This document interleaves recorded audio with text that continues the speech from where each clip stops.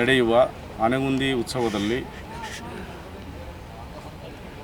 ಈ ಸ್ಥಳೀಯ ಕಲಾವಿದರು ಮತ್ತು ಜನಪದ ಕಲಾವಿದರು ಮತ್ತು ಜನಪದ ಕಲೆಗಳು ಮತ್ತು ಬಯಲಾಟ, ಗೀಗಿ ಪದ, ಹಂತಿ ಪದ, ಕುಟ್ಟೋ ಪದ ಇವೆಲ್ಲ ನೆಪಥ್ಯಕ್ಕೆ ಸೇರ್ತಾ ಇದ್ದಾವೆ. ಈ ಒಂದು ಉತ್ಸವದಲ್ಲಿ ಇವುಗಳಲ್ಲೆಲ್ಲ ಪ್ರದರ್ಶನಕ್ಕೆ ಅವಕಾಶ ನೀಡಿ ಸ್ಥಳೀಯ ಕಲಾವಿದರಿಗೆ ಹೆಚ್ಚಿನ ಅವಕಾಶ ನೀಡುವ ಮೂಲಕ ಉತ್ಸವಕ್ಕೆ ಮೆರುಗು ತರಬೇಕು. ಅಲ್ಲದೆ ಸ್ಥಳೀಯ ಕಲಾವಿದರಿಗೆ ಹೆಚ್ಚು ಅವಕಾಶಗಳನ್ನು ಕಲ್ಪಿಸಿಕೊಡಬೇಕು.